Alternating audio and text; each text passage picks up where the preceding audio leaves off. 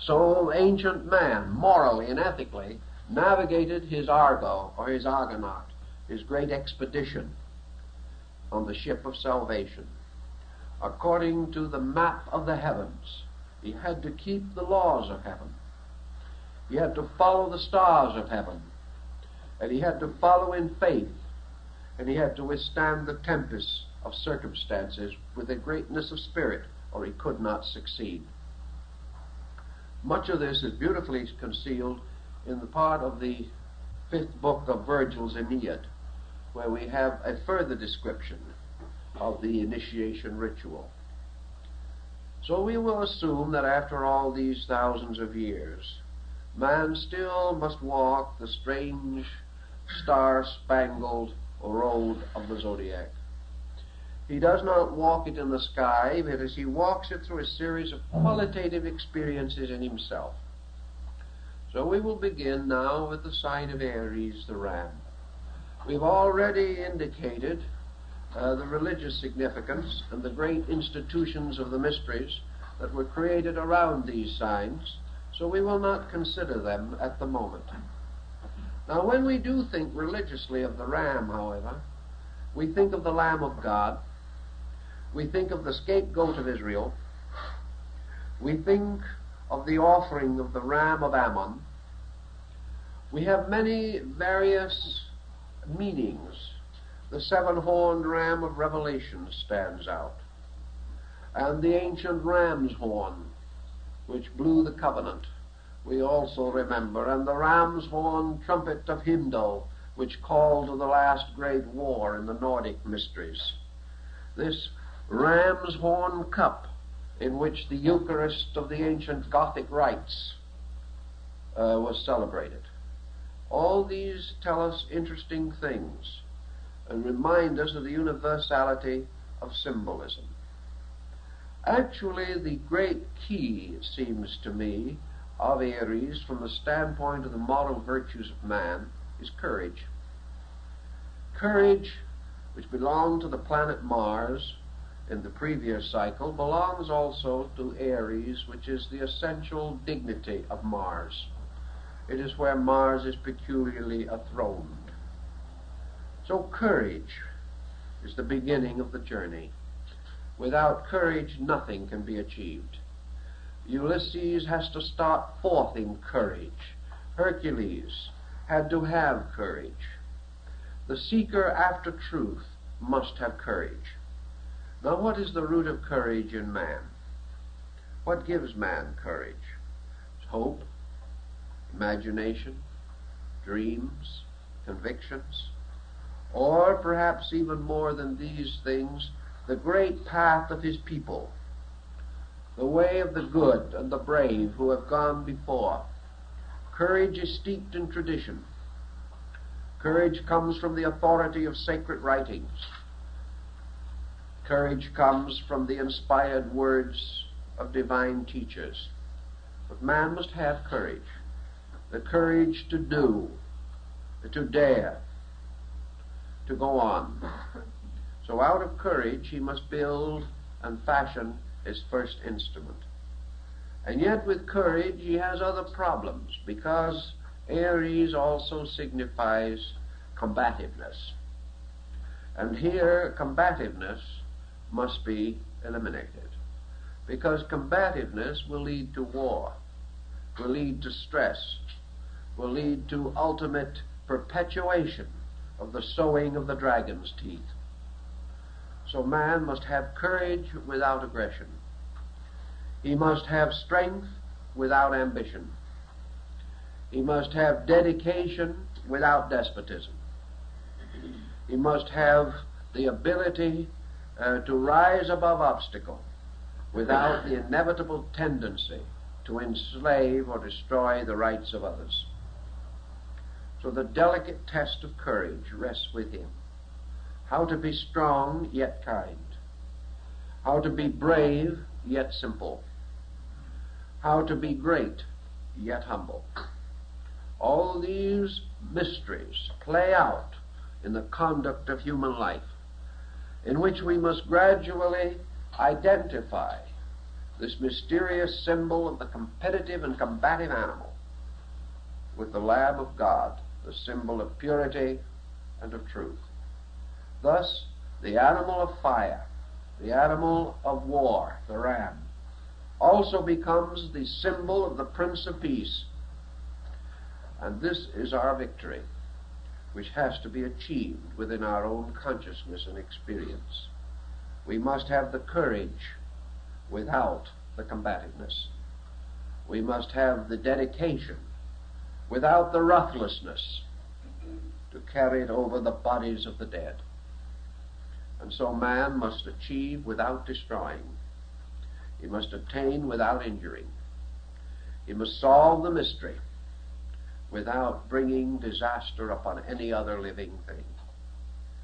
Thus becomes the test, the mysterious problem which he has to solve. And when he has solved it, assuming that he does, or at least that he has solved it as far as he can at any given moment, then he passes on to the second sign of Taurus, the bull. And under the symbol of Taurus, he has that peculiar power of steadfastness.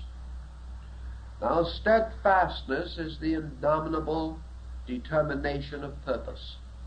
But how can we have this steadfastness without other, less favorable aspects appearing in connection with it? How can we be steadfast and not stubborn? That is the trick. The ancient developed a great philosophy on the individual who could remain true to himself without being untrue to somebody else. The individual who was capable of being serenely purposeful and at the same time not be locked, not be closed, not be held by some false attitude in his own mind. Very much of the loyalty that we think about is only stubbornness. Dedication is not what it always seems to be. It is just habit.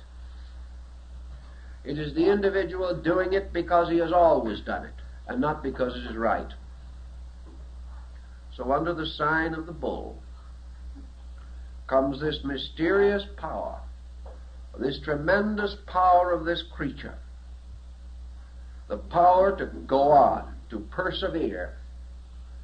For like the plodding ox that draws the plow through the ancient muddy waters of the Nile bank,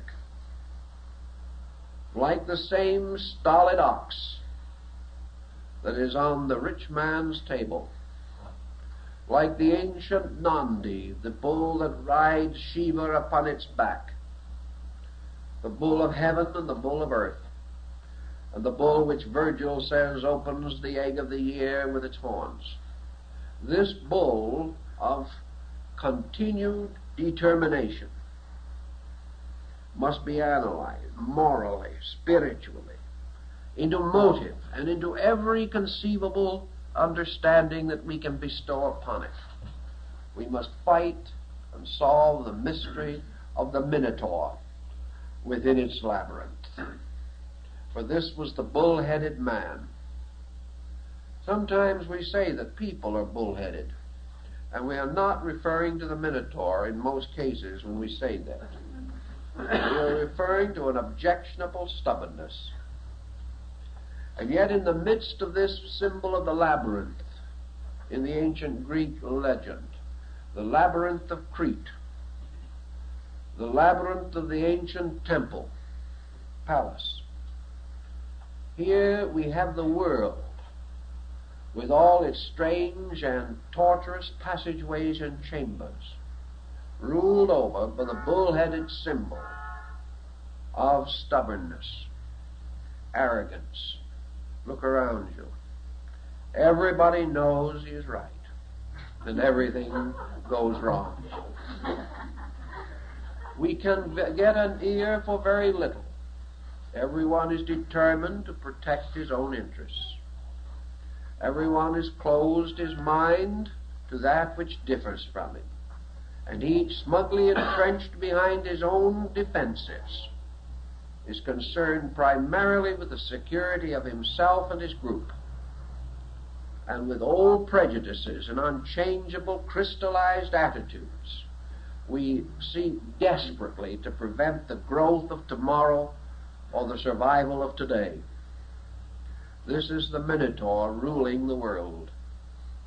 It is reaction. It is the old stubborn pride.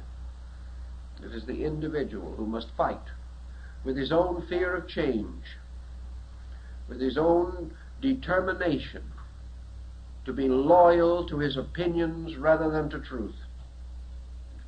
And the hero must fight that fight. And it's a great fight, and everyone doesn't win immediately.